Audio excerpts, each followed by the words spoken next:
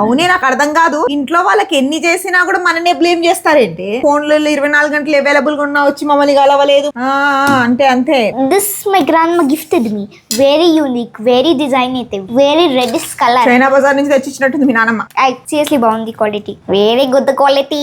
Anyways మేరా taste చేస్తావా? I am the judge. This is pure 5-star Michelin restaurant chutney pulao. ఎవరు చేశారు? నా నానమ్మ.